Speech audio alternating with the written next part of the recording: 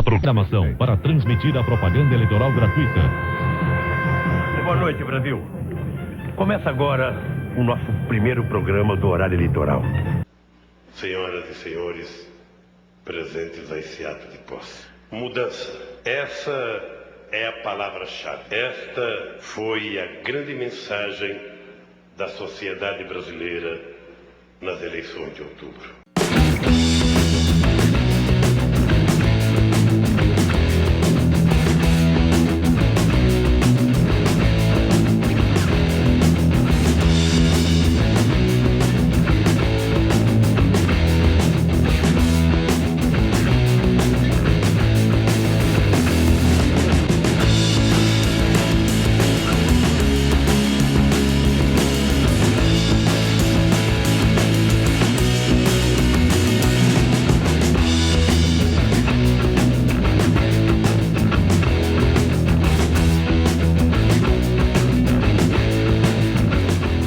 Mensalão, o tempo vai se encarregar de provar de que o mensalão você teve praticamente 80% de decisão política, que eu acho é que não houve mensalão.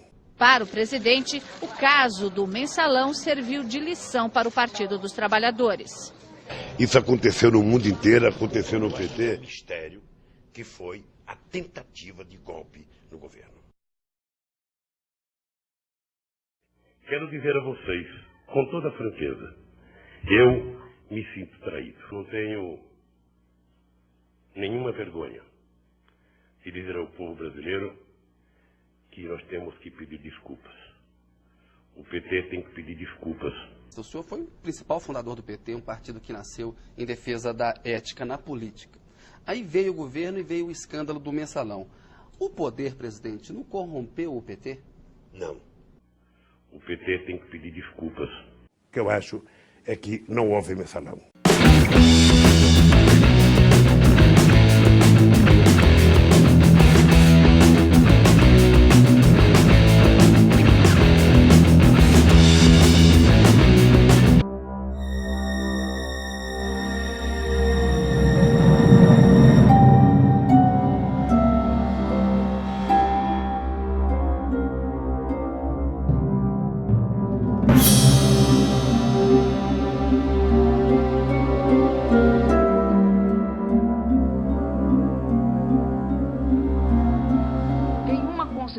Apenas que eu vou responder antes, porque eu acho que ela é importante para a democracia do Brasil. O processo de ditadura militar no país, que começa em 64 e se aprofunda em 68 e atinge seu auge em 70, quando se tortura e se mata indiscriminadamente no Brasil, ele é completamente diferente do processo de transição democrática. Qualquer comparação entre a ditadura militar e a democracia brasileira só pode partir de quem não dá valor à democracia brasileira. Eu tinha 19 anos, eu fiquei 3 anos na cadeia e eu fui barbaramente torturada, senador. Eu me orgulho muito de ter mentido, senador, porque mentir na tortura não é fácil. Faz parte, integra a minha biografia, que eu tenho imenso orgulho. E eu não estou falando de heróis. Feliz do povo que não tem heróis desse tipo, senador. E aí tem do espetáculo dela falar. Ela vai fazer o papel de vítima, que ela diz que ela não foge da luta. E aí o que está implícito, ouvinte, é que ela foi sempre uma defensora da democracia desde a época do regime militar, o que é mentira. O que está implícito é isso.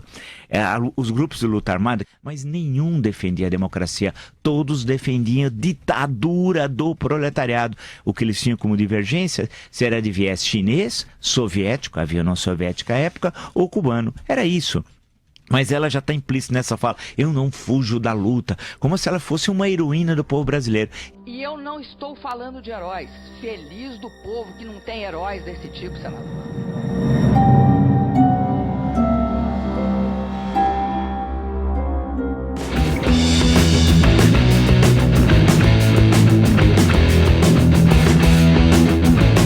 A fome é um problema de quem está comendo.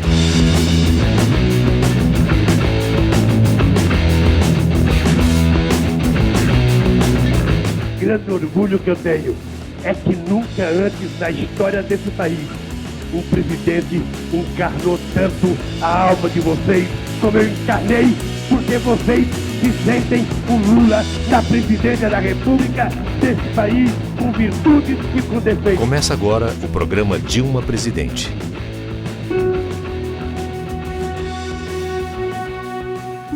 Ninguém faz as coisas quando ela não tem paixão nem crença. Tem de ter paixão para fazer. O que permite realizar é sua capacidade técnica, é verdade. Mas o que te mobiliza e te faz não esmorecer são os seus compromissos. Eu realmente fico muito feliz de saber que eu posso entregar a faixa presidencial para uma companheira do meu partido.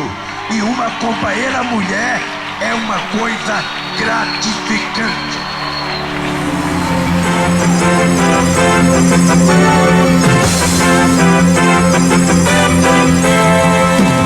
Atenção, nos próximos 4 anos e pela primeira vez na história, o Poder Executivo do Brasil será comandado por uma mulher.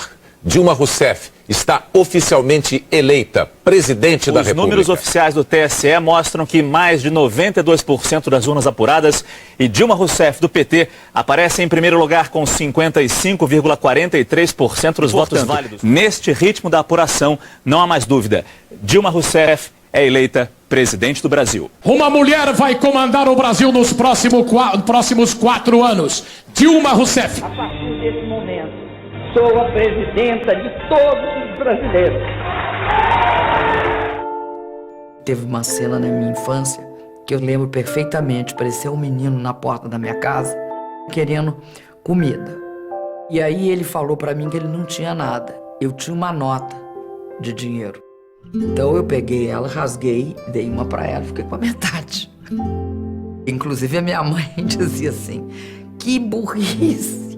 Como é que você foi fazer isso de rasgar a nota? Não vale nada. Não adianta isso. Momentos finais do presidente Lula no Palácio do Planalto. Momentos finais. Vamos ouvir a reação do público na descida de Lula da rampa do Palácio do Planalto. A Marisa conversam. Conseguiu o Lula. Bem para que a nossa presidenta Dilma pare de ficar ouvindo tanto fofoqueiro no ouvido dela, porque estão mandando demais nela, falando demais, ela que seja presidenta do Brasil. Infelizmente, ela sumiu esses dias, porque não adianta ela mentir, ela sabe que ela está com a doença. As cartas mostram que ela acaba não conseguindo terminar o mandato dela, fazer com que ela não termine e acabe o Michel Temer sendo presidente do Brasil ainda.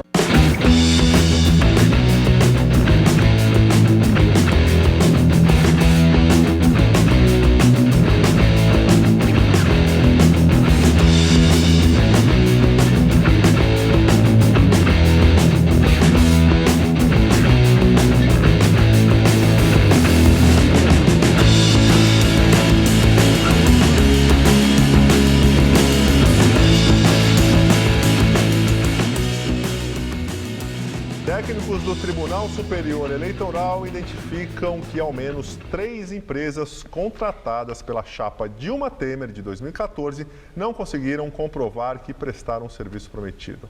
Essa notícia é grave, é uma bomba, que a eleição foi deturpada, foi fraudada. E como quem acredita em Papai Noel e Coelhinho da Páscoa, a presidente Dilma Rousseff anunciou ontem que as investigações da Operação Lava Jato vão acabar com a impunidade no Brasil. Este caso aqui é um caso típico do mensalão ainda. We turn to Brazil, where even the Amazon rainforest looks like it's gotten a wax. Now, President Dilma Rousseff has spent the whole week dealing with developments in a corruption scandal which threatens to undermine her entire government. É a mesma coisa do Pizzolato. Usa dinheiro público em benefício do partido, acabou. Esse não é, de fato, eu tenho certeza disso, o primeiro escândalo. Agora, ele é o primeiro escândalo investigado. Uma maioria de circunstância formada sob medida para lançar por terra todo um trabalho primoroso levado a cabo por esta corte no segundo semestre de 2012. É a isso que nós acabamos de assistir.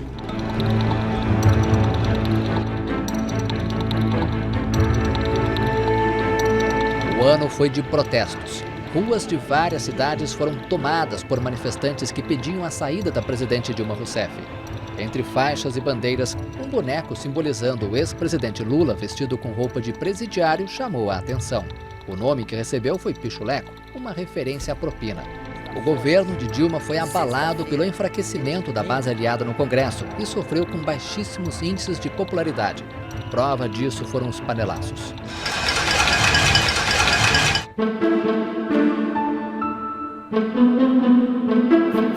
Sem força política, a equipe econômica não conseguiu fazer os ajustes necessários para reconquistar a confiança dos investidores. Resultado, a crise econômica se agravou, o desemprego aumentou e a inflação também. O cenário de incerteza levou a agência de classificação de risco Standard & Poor's a rebaixar a nota do Brasil. O país perdeu o grau de investimento, o selo de bom pagador. Quem sofreu também foi a Petrobras. A dívida cresceu fortemente e os prejuízos aumentaram. Com 5 meses de atraso, a estatal divulgou o balanço auditado do ano anterior e informou perdas de mais de 6 bilhões de reais somente por causa da corrupção. No âmbito da Operação Lava Jato, que investiga um esquema de fraude, corrupção e lavagem de dinheiro na empresa, foram várias prisões. Entre elas, a do ex-chefe da Casa Civil, José Dirceu, que responde pelos crimes de formação de quadrilha, corrupção passiva qualificada e lavagem de dinheiro. O senador do PT, Delcídio do Amaral, líder do governo, e vários grandes empresários foram parar atrás das grades.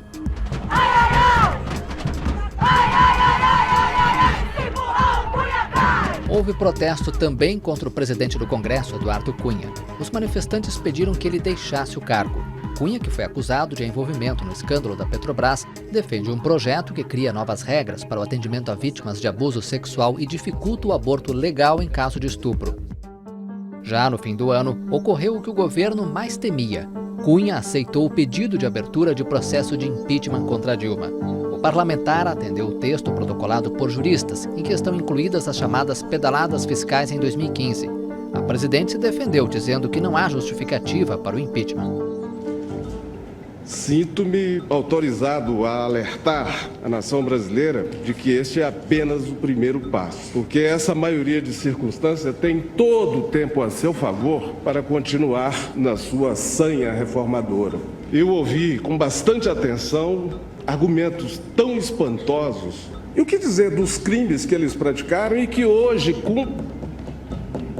em relação aos quais pagam pena, cumprem pena em presídio da capital federal? Como sustentar que isso não configura quadrilha? Crimes contra o patrimônio, contra a administração pública, crimes de corrupção ativa, corrupção passiva, peculato, crimes contra o sistema financeiro nacional, tudo provado, tudo documentado, decisão condenatória transitada em julgado. Esta é uma tarde triste para esse Supremo Tribunal Federal, porque com argumentos pífios foi reformada, foi, como eu disse, jogada por terra, extirpada do mundo jurídico, uma decisão plenária sólida, extremamente bem fundamentada, que foi aquela tomada por esse plenário. Olha, o risco que esse cidadão está sofrendo. Olha a pedra aí. Meu senhor, o senhor está passando um risco. Cuidado, Roberto, cuidado. Meu senhor, o senhor está passando Roberto. um risco.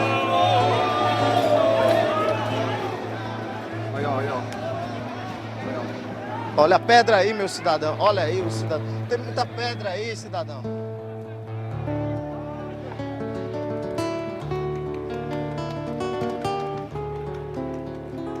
Olha a pedra aí, brother.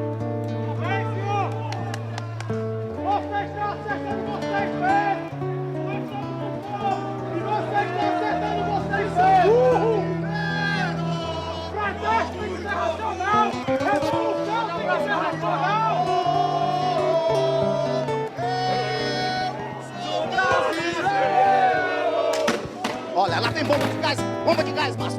Ai, olha aí, afasta, Márcio. Bomba de gás, olha. O cidadão lá, mostra lá, olha a pedra aí. Olha, o cidadão lá tá indo pra frente, rapaz, o perigo. E aqui, olha, fica sem condições da gente respirar. Tem um cidadão ali de aproximadamente 60 anos que insiste no perigo, muitas pedras, tá cantando o hino nacional. Vamos tentar. Cuidado, Roberto, cuidado aí. Cuidado aí. Eu estou fazendo uma demonstração pacífica. Tá aqui, meu documento. Gente, olha, guys, cidadão, um risco o senhor tá correndo aqui, guys. Pedras. É um absurdo. Por que o senhor tá acompanhando tudo isso? Qual é a sua visão de tudo isso? A visão é que já está na hora de fazer um plebiscito para tirarem esses políticos que não representam nada, fazer uma reforma política. Nós precisamos de uma... Juiz aposentado, agora o senhor está correndo um grande risco, né, seu Silvio, aqui, em meio a pedras, bomba de gás. O senhor não teme tudo isso? O que é que o senhor diria para essa juventude que está querendo sim os direitos? Eu sou veterano das lutas de 68, não tenho medo disso, não. É muito bom. Olha lá, bomba de gás aí, bomba de gás, afasta. Afasta, olha. As bombas, mais uma vez, olha, tá todo mundo danado. Correria, gente, cai.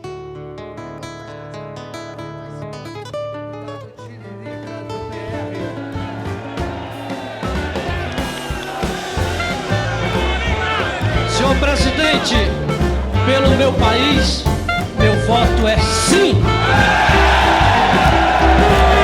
Tiririca, PM de São Paulo, votou sim.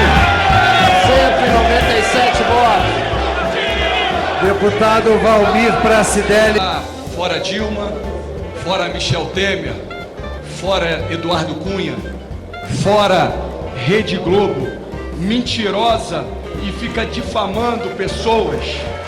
Vocês podem ser grandes aos olhos do homem, mas para Deus vocês são pequenininhos. Em nome do Senhor Jesus, eu profetizo a queda dos senhores a partir de hoje.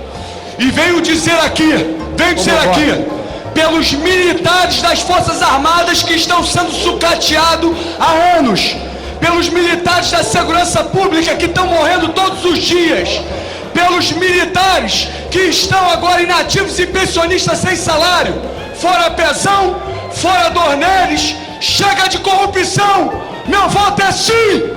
Glória a Deus! Feliz a nação, cujo Deus é o Senhor! Cabo Daciolo! Pátria amada, seu filho, o delegado Valdir, não foge à luta. Por ti, Goiânia, querida, por ti, Goiás, pelo meu país, por Deus, por minha família, pelas famílias, pelas pessoas de bem, meu voto é sim! Fora Dilma, fora Lula, fora o PT! Delegado Valdir. Sai daqui porque nós vamos caçar o Brasil em nome do Pará. Minha mãe nega Lucimar. Meu sul e sudeste do Pará. Meu Tapajós amado. Minha querida nordeste do Pará. Toda a área metropolitana. Nós encaminhamos em nome do Brasil, minha mãezinha. Dos meus filhos, dos meus amigos do Solidariedade, esse povo querido que vota sim, nós votamos sim, e quem vota sim, coloca a mão pra cima, coloca a mão pra cima. Vladimir Costa. Acredito que a única forma de termos legitimidade a partir dessa crise é uma nova eleição presidencial, que é o que eu defendo. Nesse momento, eu não posso aceitar nem Dilma, nem Temer, muito menos o senhor Eduardo Cunha, que é acusado de ser ladrão. Por isso meu voto é não. Contra a ladroeira, contra a imposição e a esquerda desse partido que quer transformar esse Brasil numa ditadura de esquerda. Meu voto é sim pelo impeachment, pelo Sérgio Moro, pelos evangélicos, pelo meu Brasil, pela minha família, sim! Takayama PSC do Paraná. Canalhas, canalhas, canalhas. Portanto, em homenagem a Tancredo Neves, absolutamente em defesa da democracia, do Estado de Direito dos mais pobres, dos povos indígenas, quilombolas e pela reforma agrária, eu voto não. Pelo povo de São Paulo nas ruas com o espírito dos revolucionários de 32. Pelo respeito aos 59 milhões de votos contra o Estatuto do Desarmamento em 2005. Pelos militares de 64, hoje e sempre. Pelas polícias, em nome de Deus e da família brasileira, é sim! Eduardo e Lula e Dilma na cadeia! PSC.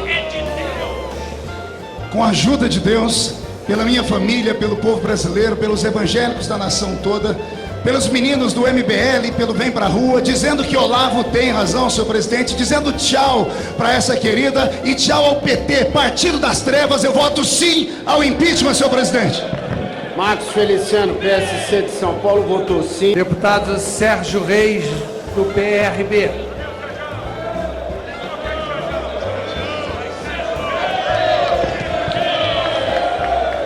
Presidente, a todos os presentes, eu acho que aqui, nesse plenário, não tem ninguém que conheça o Brasil como eu.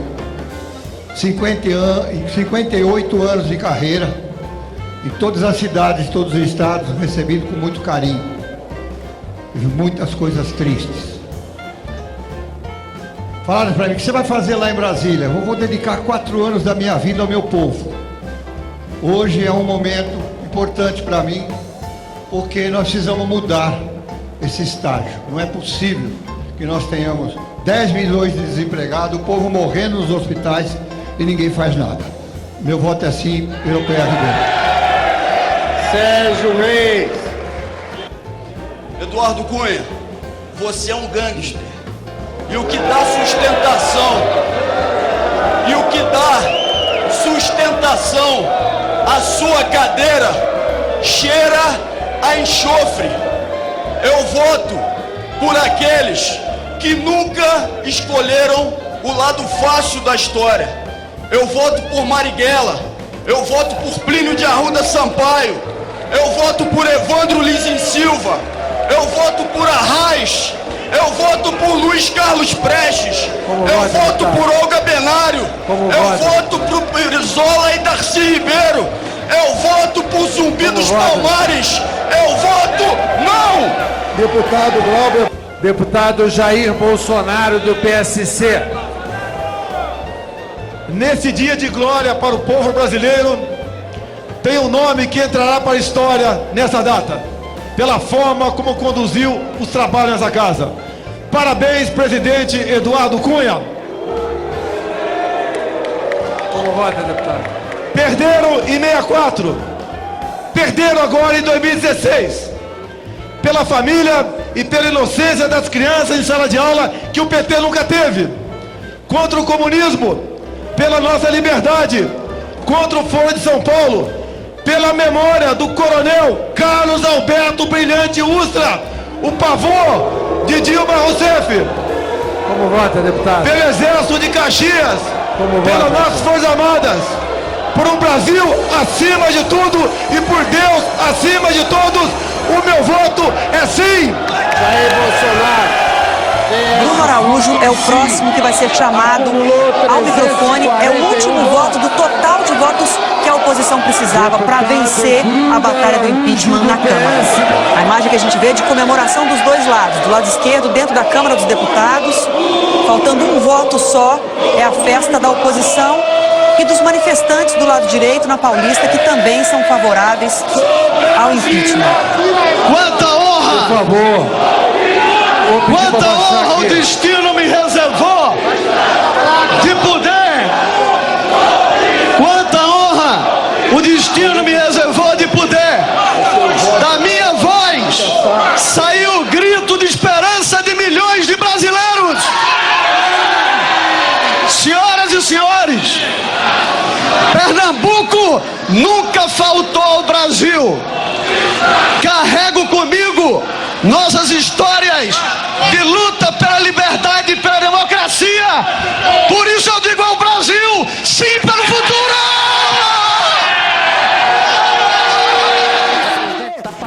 Tem gente que precisa. Esse moço tá com com mania crônica, uma doença de querer cortar minha palavra. Podia me respeitar, meu senhor? A senhora tem que respeitar os outros. A senhora não chega aqui, não pensa que chega aqui e vai mandando os outros. O senhor tem que ter educação e respeito. Não, a senhora que não está tendo. A senhora não está tendo educação. A palavra a senhora não vai me amedrontar no grito, não. O senhor pode ser ele, mas não é dois, em mim, não. Pedaladas é assim. Eu, presidente da República, tenho bancos para servir aos brasileiros e não a mim. Eu chego para um desses bancos, Caixa Econômica Federal, e digo: olha, 2014 é ano de eleição. Pague as minhas contas. O Lula, Dona Dilma e sua quadrilha. Quem está presidindo é o senhor ou esse menino aqui? Você não, eu lhe respeito, eu chamo menino, eu vou chamar de velho, você é mais novo que eu? E eu sou um menino também. Mentira não. Não me chame de mentiroso. Não me chame de mentiroso. Não me chame de mentiroso. Estão treinando. Eu dou a palavra para ela, depois o senhor me devolve. Não, vamos observar a ordem. Vossa Excelência está com a palavra. Darei a palavra depois, pela ordem, a Vossa Excelência. Todas as afirmações aqui devem ser provadas. Cansada de ouvir aqui que nós estamos preparando filme para presidente da República, que nós falamos aqui porque queremos aparecer na TV Senado. Qual é a moral desse Senado para julgar a presidente da República? Qual é a moral que tem os senadores aqui para dizer que ela é culpada, para caçar?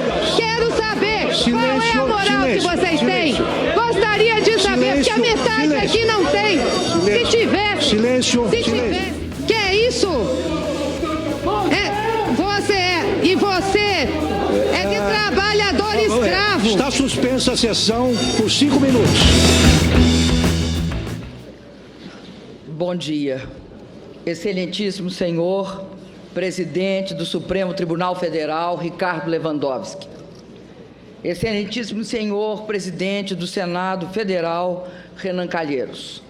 Excelentíssimas senhoras senadoras e excelentíssimos senhores senadores. Cidadãs e cidadãos de meu amado Brasil.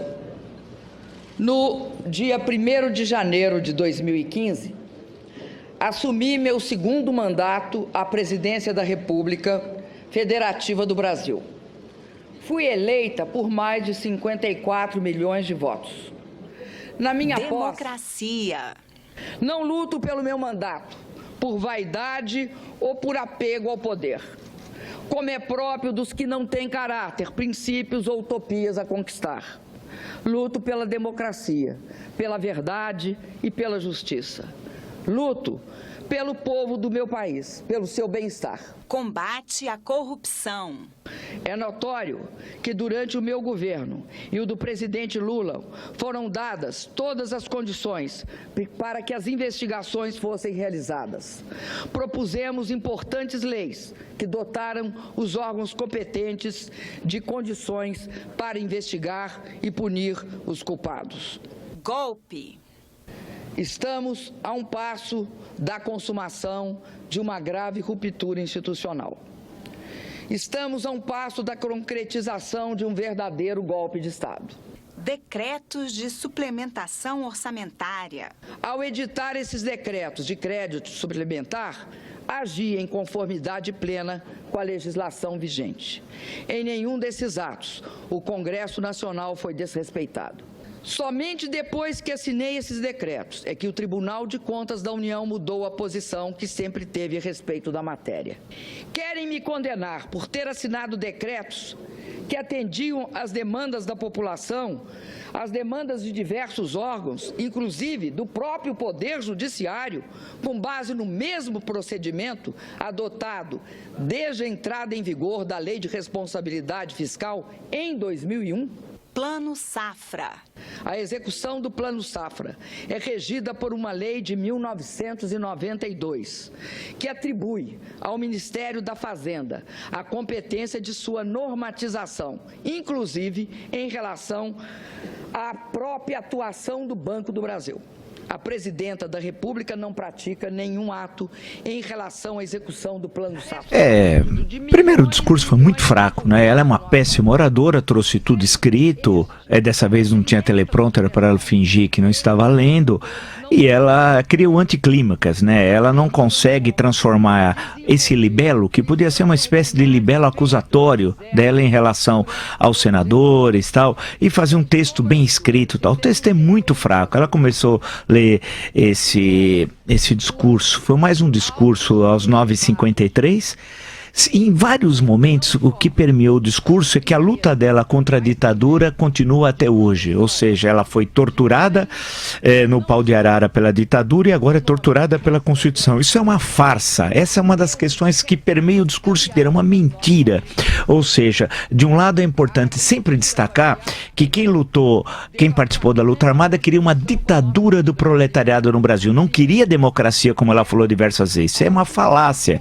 Queria uma ditadura ou de viés soviético, chinês ou cubano. Agora, isso significa que a repressão por parte do Estado deveria ter violado os direitos humanos? Não, em absoluto. Portanto, não é nem mocinho nem bandido, não estamos trabalhando com isso.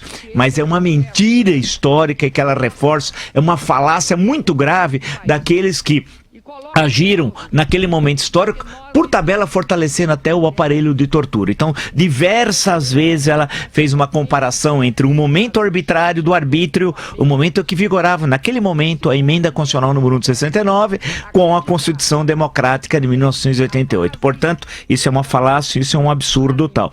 Várias vezes ela citou, eu anotei quase que textualmente, que ela lutou por uma sociedade democrática. Mentira. Ela lutou pela ditadura do proletariado tal. E que ela continua resistindo como no passado. E que antes ela foi agredida pelas armas da ditadura. E agora, expressões dela, pela retórica jurídica. Perceba que ela não dissocia, isso é muito importante, é uma questão fundamental no discurso, os dois momentos históricos, o final dos anos 60 no Brasil e o 2016. Para ela é a mesma coisa. Veja a que ponto chegou essa senhora desequilibrada. Ela compara o momento de arbítrio ao momento de pleno vigência da Constituição, das liberdades democráticas, do Estado Democrático de Direito. Para ela é tudo a mesma coisa, o que mostra que ela não compreendeu nunca o momento histórico em que ela vive. Ela insistiu nisso diversas vezes. Aí, em certo momento, ela começa a atacar os senadores, dizendo que muitos que foram seus ex-ministros, não fala diretamente, mas insinua, eles agora estão negociando benesses e por isso que passaram para o outro lado. Nesse início do discurso, ela estava tentando se emocionar, mas ela é uma péssima oradora, mas uma péssima oradora tal. Citou outra vez a luta armada, né? Comparou o que ocorreu no Brasil à América Latina, em que a destituição é uma nova forma de golpe, o que é um verdadeiro absurdo. Ela resolveu fazer um apanhado histórico desastroso, citou a República do Gamilhão e o suicídio de Vargas. Não dá pra gente falar agora, teria de explicar o que foi esses fatos. Não há nenhuma comparação entre 1954 e 2016, que se comparar a JK. Citou Jango, falou que o Jango superou o golpe do parlamentarismo. Jango aceitou o parlamentarismo, né, e tomou posse no dia 7 de setembro de 1961. Portanto, o que ela está dizendo é um verdadeiro absurdo, né? Diz que toda a conspiração contra o governo dela foi por interesses feridos, insistiu muito nisso, né? Que as acusações são meros pretextos, né? E citou pela primeira vez a palavra golpe às 10h05. Portanto, quando já tinha 12 minutos do discurso, pela primeira vez ela usa a expressão golpe, que vai repetir a posteriori, né?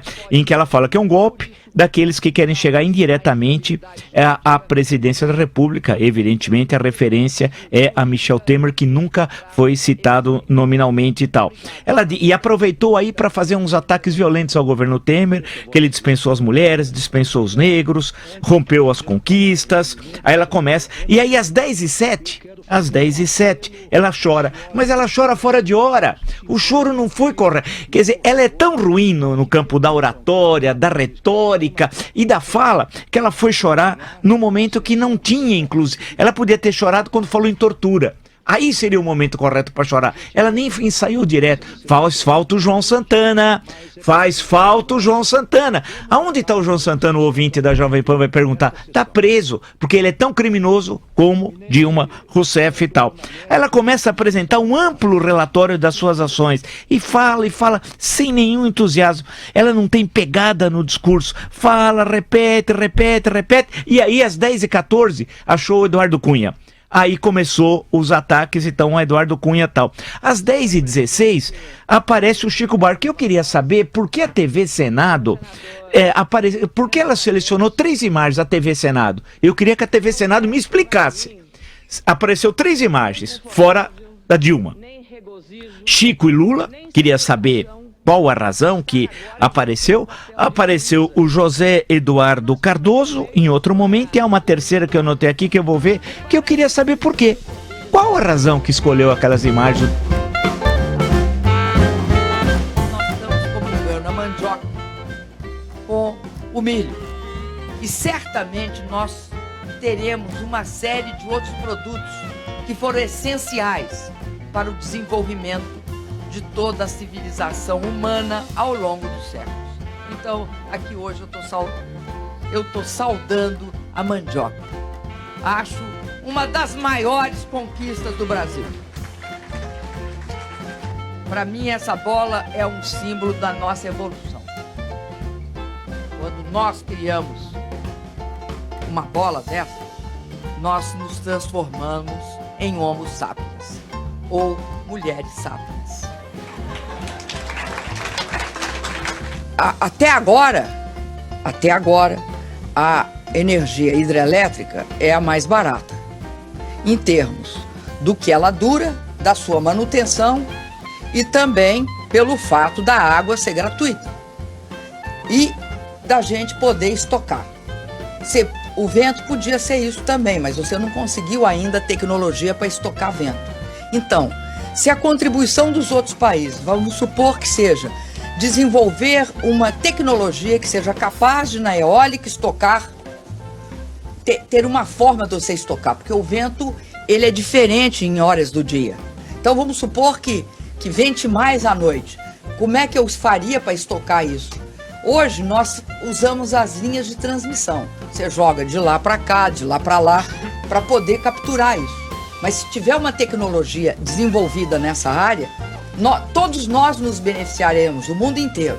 Na Ucrânia pagam $13 o milhão de BTU. 4 para 13 dá 7. Pagam, quanto é que paga depois do furacão? Aliás, 4 para 13 dá 9. Eu estou pensando no furacão, furacão não. Em Fukushima. Como é que chama? No Japão, o tsunami. Desculpa. Que Mato Grosso sempre vai me lembrar. Vocês me desculpem, Mato Grosso do Sul. Por que nós iríamos acabar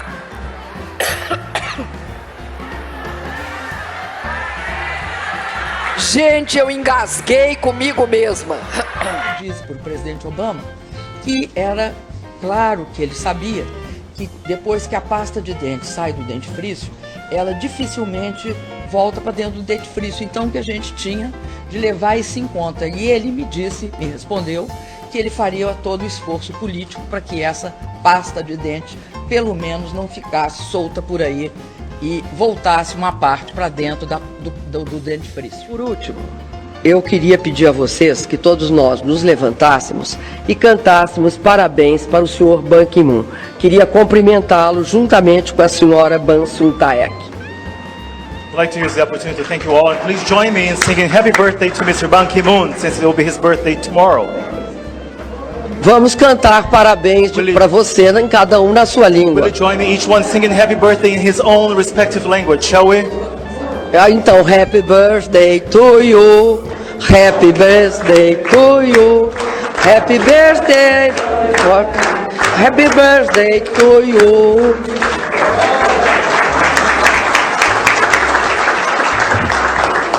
O meio ambiente é, sem dúvida nenhuma, uma ameaça ao desenvolvimento sustentável. E isso significa que é uma ameaça para o futuro do nosso planeta e dos nossos. Nós somos um país excepcional. Nós somos 201 milhões de brasileiros. É pouco do tamanho do território. Vocês olham só a Índia e a China. Uma tem 1 bilhão e 300 mil pessoas. Outra tem 1 trilhão, aliás, né? Não, é 1 bilhão. 1 bilhão e 850 mil, que é a Índia. 50 milhões, obrigada. Estão ótimos hoje. E hoje é o Dia das Crianças. Ontem eu disse que criança, o Dia da Criança é dia da mãe, do pai, das professoras. Mas também é o dia dos animais. Sempre que você olha uma criança, há sempre uma figura oculta, que é um cachorro atrás. O que é algo muito importante. Cachorro?